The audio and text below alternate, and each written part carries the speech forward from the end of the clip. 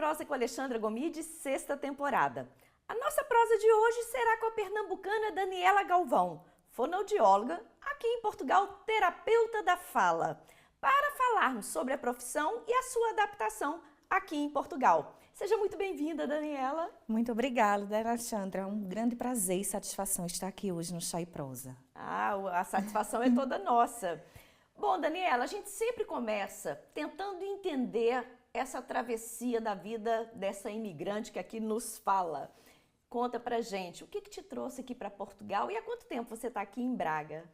Claro, Alexandra, estou aqui há um ano, mais precisamente 1 ano e 1 mês, não é? Então é algo recente. Recente, é. Verdade. E o que me trouxe aqui para Braga em específico foi uma grata surpresa, que na realidade, no ano anterior à minha vinda, eu tinha feito aquela chamada visita exploratória, né? Veio passear. Vim passear, vim conhecer, havia mapeado alguns lugares possíveis de moradia e Braga não estava incluso. É sério? É, de fato, nessa opção. Então, quando viemos, nos encantamos por um lugar próximo ao Porto, também aqui do Norte. Sabíamos que iríamos ficar na região do Norte. A região você já tinha mais Já. ou menos idealizada? Já sim, já sim. E fugir dos grandes centros, né, de fato. Lisboa e Porto não era opção. Mas, enfim, viemos aí a fazer essa visita. Não viemos a Braga por obra do destino, né? Quando viemos, houve um contratempo e não desistimos de vir. Mas, quando estávamos nesse processo de busca da morada, né, do arrendamento, então, acabamos a incluir Braga, não é? Pensamos em Famalicão, Póvoa de Varzim, alguns outros lugares aos arredores, mas acabou surgindo em Braga e hoje eu sou plenamente satisfeita. Foi uma grata surpresa estar aqui. Gente do céu! Mas hoje, vivendo aqui, o que mais te encanta viver aqui em Braga? São tantos encantamentos. Ai, é tão bom ouvir isso. É verdade, Alexandra, como eu disse, uma grata surpresa, assim. É como se Braga tivesse nos escolhido. Eu sinto aqui um acolhimento que era um fator, que para mim era um fator duvidoso, né? O fato de nós tomarmos conhecimento de que aqui moram muitos brasileiros, né? Residem muitos brasileiros. Mas isso é um fator muito positivo, né? Porque quais são os encantamentos que nós temos? Além da beleza natural de Braga, não é? É uma cidade muito bonita, muito bela. É uma cidade com história muito importante. Viva, né? Viva, exato. Tem também essa questão da presença do brasileiro nos trazer também certos recursos que talvez em outro lugar eu não teria. Até a questão da culinária mesmo, por exemplo, como você falou, eu sou do Nordeste, então aqui se encontra muitas coisas em relação a isso, fora realmente a história, a cultura.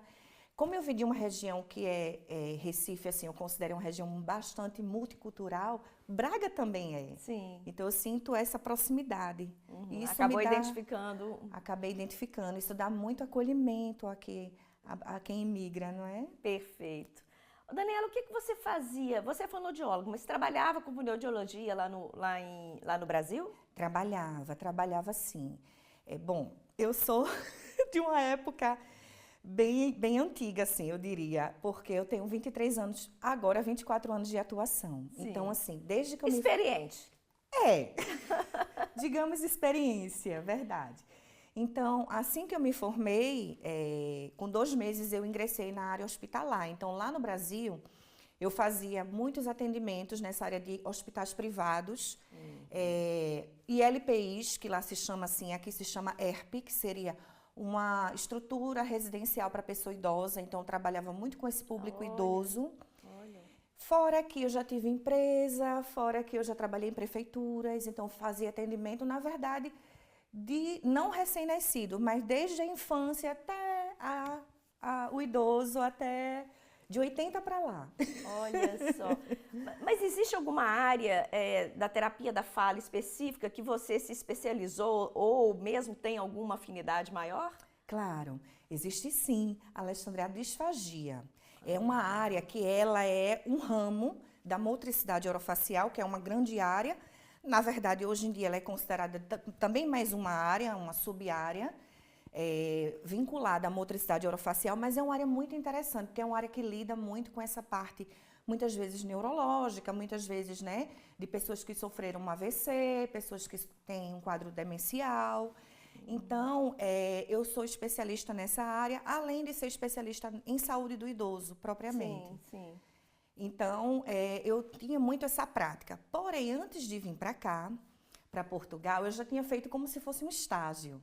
Eu migrei, eu não imigrei, obviamente, eu migrei da minha cidade natal, que é Recife, para Natal, Rio Grande do Norte, porque eu me tornei militar, não é? Eu passei um período como oficial, como fonoaudióloga oficial. Olha. Né? Então, assim, foi um certo estágio, né? Eu pude sentir... Saiu do seu ninho, né? Exato, da minha zona de conforto. Exatamente. Não é? Então, eu servi por 8 anos, porque eu fui oficial temporária.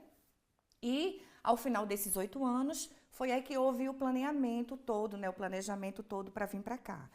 Quando estava a se aproximar o período que eu já sabia que eu ia sair de baixa, né? Eu ia desembarcar, vamos dizer, que é o termo utilizado. Então, com a minha família, eu fiz uma programação, fizemos um planejamento que envolveu principalmente emocional, um planejamento psicológico, de fato. Um planejamento econômico, um planejamento familiar em si, até porque, como viemos em família, a gente precisa minimizar os erros, né? Seus filhos são qual idade? São 2 meninas, uma de 6 anos e outra de 11. Ai, que delícia! 2 crianças. 2 crianças. Então,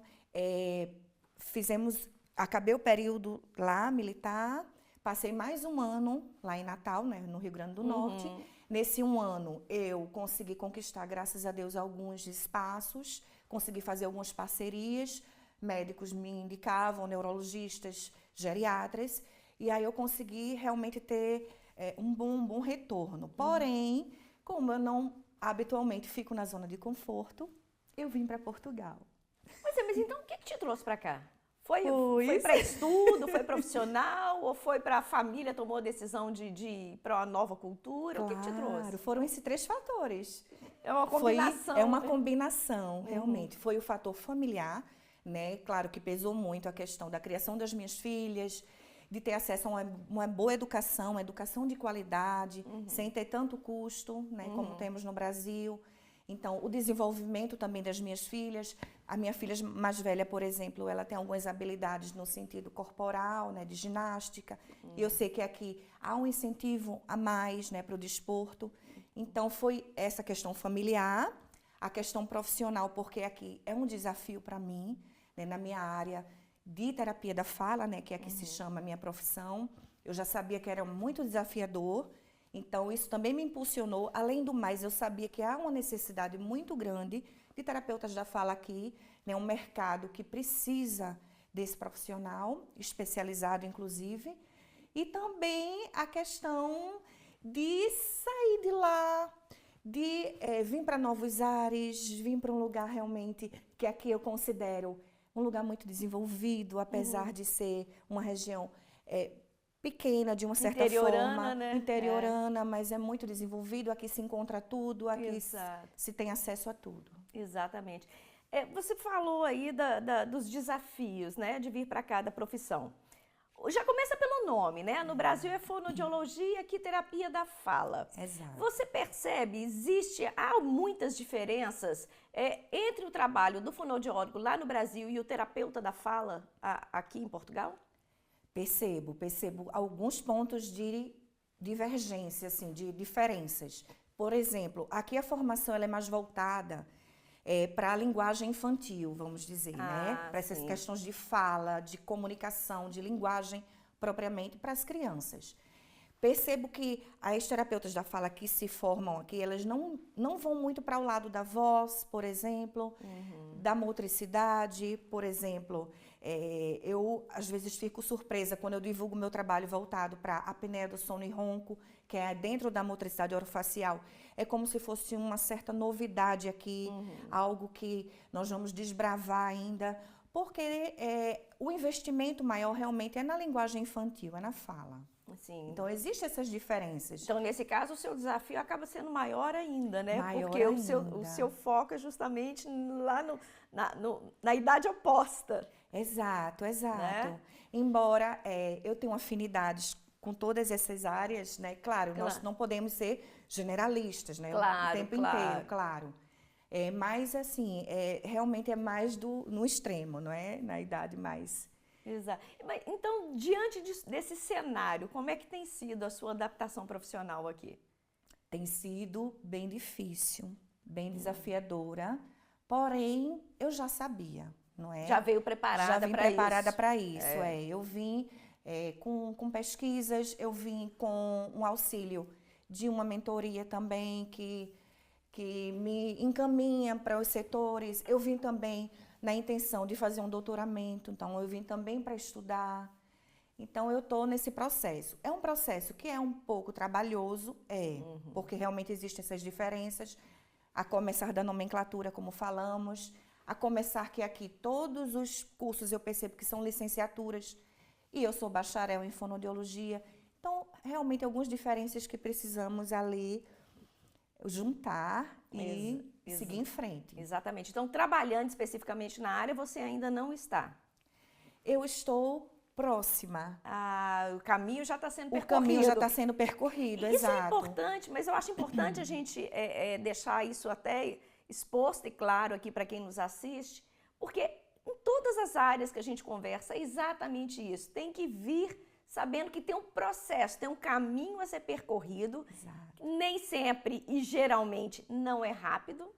Isso, né? não é rápido. Então tem que vir preparado para transitar por esse caminho com essa tranquilidade que você está, né? Com essa leveza de estar aberta também a aprender, né? É claro. É um reaprender. É um reaprender. É paciência, resiliência, as palavras de ordem, né, que nós temos que ter. E muita persistência.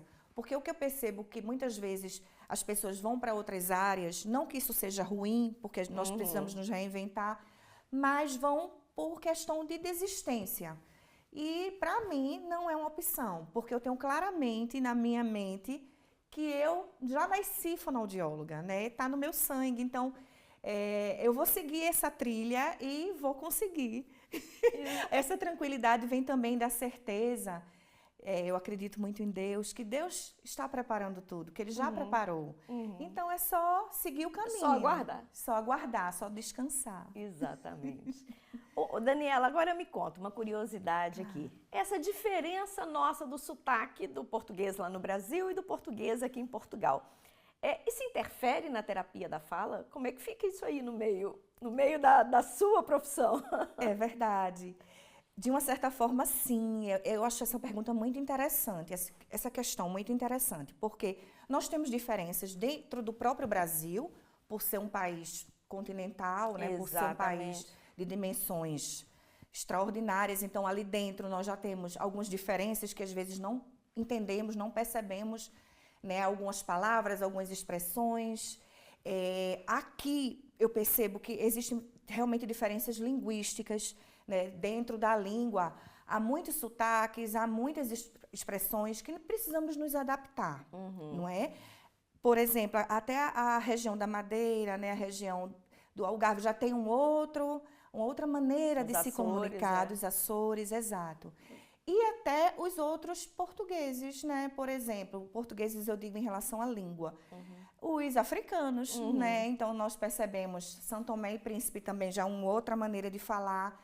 Então eu acho que o que precisa, o que é fundamental é preservar a língua nativa, né? Você se adaptar a esse idioma, a essas expressões. Muitas vezes lançar mão mesmo. Por exemplo, tem algumas sílabas que nós abrimos mais ou fechamos mais e aqui se abre mais. Então, é ir de acordo com o idioma para haver esse respeito, não é? E seguir a língua nativa deles. Sim. Então, que conselhos? Já começou aí, já teve uma linha, mas assim, que conselhos você daria para outros profissionais, né, da saúde, e que pensam em migrar aqui para Portugal e trabalhar nessa área? Eu diria que pesquise, se prepare, se estruture, porque, claro, uma coisa é você saber o caminho, outra coisa é você trilhar o caminho. De fato, eu percebi algumas diferenças assim que eu cheguei, que eu vivenciei esse processo, não é? a minha profissão também tem um outro agravante que nós não temos uma ordem aqui ainda, né? Nós temos... No Brasil tem a ordem? Tem os conselhos, o sim. federal, os regionais. Aqui ainda não tem, ainda está em formação e construção, então isso é algo que é uma barreira a mais, porque existe um órgão geral regulador, Sim. que é a CSS, né? Que é a Administração Central dos Sistemas da Saúde. Então, assim, mas que ela precisa fazer muitas coisas, né? Por exemplo, eu já me submeti a uma prova feita pela CSS, que é um dos caminhos que se trilham para obter a equivalência do diploma, vamos dizer assim. Mas um conselho que eu dou é esse: vir preparado e não desistir, realmente persistir, se é isso que você quer, se é isso que você quer, continuar na sua profissão, de repente até continuar, mas ir por outros caminhos, né? Porque aqui, por exemplo, eu vejo muitos desafios de outros caminhos, de mostrar importância, né? Porque às Trabalhar vezes essa conscientização também, né? da prevenção. Olha, eu vi isso acontecendo. Eu estou aqui em Portugal há 9 anos. Então, assim, eu vi isso acontecendo com a psicologia, essa evolução na psicologia. Eu vi na fisioterapia, Eu acredito. na nutrição, que são essas especialidades. Exato. E agora a fonoaudiologia. Exato. Né? Então, exato. assim, é um caminho a ser percorrido, mas que está sendo percorrido, ainda bem. Isso Né? mesmo, que está sendo percorrido ainda bem. E nós temos muitos representantes aqui, né, da área, tanto do Brasil quanto os próprios portugueses, né? Por exemplo, o teste que se fala do freio lingual, dos bebezinhos quando nascem, que lá faz parte da triagem neonatal. Aqui já está sendo mais implantado também, já está sendo mais executado. Então, é algo que está a se desenrolar. Exatamente. Exato. E quem vem tem que ter essa consciência, que vai pegar um outro tempo aqui, né? Isso mesmo. Dentro da profissão, Isso. mas tem que estar preparado para isso, né? Ter essa consciência. Exato. Agora me diga, para além da profissão, o que lhe alimenta a alma aqui? A tranquilidade, o sossego de poder caminhar as ruas, não é? De estar livre, de ter essa sensação de liberdade, realmente esse acolhimento em relação a estar aqui na presença de muitos brasileiros, esse acesso que eu já falei, em relação para além da profissão, em relação a cultura em si. Às vezes eu não consigo ter tanto acesso a algumas festividades, mas eu vejo que aqui tem imensas festividades, né? São comemoradas datas, tem a Noite Branca, tem a Braga Romana. Então, é uma diversidade de cultura que me atrai muito, que eu gosto muito, pelo menos de saber que lá tem. Ah, que delícia. Então, tá feliz? Estou bem feliz, estou bem A satisfeita. família toda? A família toda. Inclusive, meus pais estão aqui agora a Ah, visitar. que coisa boa. Estão encantados também. Exato. Estamos muito bem, graças a Deus, muito felizes. Que coisa boa. Bom, Daniela, infelizmente nosso programa está chegando ao final. Te agradeço muito por trazer esse olhar para a gente dentro de uma profissão que a gente ainda não tinha conversado aqui no nosso programa. É sempre bom, eu gosto dessa diversidade, porque no fundo, independente da área, os desafios eles existem, né? E é importante a gente passar isso para quem nos assiste. É verdade. Vou pedir então para você encerrar com uma mensagem para quem nos assiste aqui hoje. Claro. Aproveitando que esta semana é a semana que se comemora o Dia Mundial da Voz, eu não podia deixar de falar sobre esse tema, não é? Porque nós precisamos ter cuidados com a voz, não só aquelas pessoas que utilizam a voz profissionalmente, como os jornalistas, os professores, os palestrantes, não só essas pessoas, mas todos os falantes normais também precisam ter alguns cuidados com a voz, porque nada melhor do que a gente transmitir a mensagem fidedigna que a gente quer. Não é? Imagine que a voz, muitas vezes, causa um certo ruído de comunicação, pela maneira que colocamos, pela impostação que fazemos. Né? Muitas vezes queremos falar uma coisa e a voz diz outra. Né? E a voz é nossa marca, é nossa identidade. Então, a mensagem que eu posso deixar aqui, para fechar esse belíssimo programa, é: cuide da sua voz. Por exemplo, aqui em Portugal, nós percebemos que tem um estudo feito em 2019 que fala que 17% da população fuma. Esse número já diminuiu em 3% atualmente. Mas, em compensação, aumentou em relação a bebidas alcoólicas. Então, são fatores que causam um certo prejuízo, né, na qualidade da nossa voz. Sim. Então, eu queria deixar essa mensagem de conscientização dos cuidados com a voz. É se hidratar, evitar alguns tipos de abusos que nós sabemos que cometemos e preservar a nossa voz, porque ela nos acompanha ao longo de toda a vida. É a nossa identidade. É a né? nossa identidade. Exato. Muito obrigada. Eu que agradeço. Foi um prazer recebê-la aqui conosco no Chá e Prosa. Muito obrigada, Alexandre. O prazer foi todo meu. Obrigada. Esse é o Chá e Prosa com Alexandra Gomide, exibido quinzenalmente aos sábados, às 17 horas de Portugal, aqui na DMTV, e às 17 horas do Brasil no YouTube, Olhar Brasileiro em Portugal. Até o próximo programa.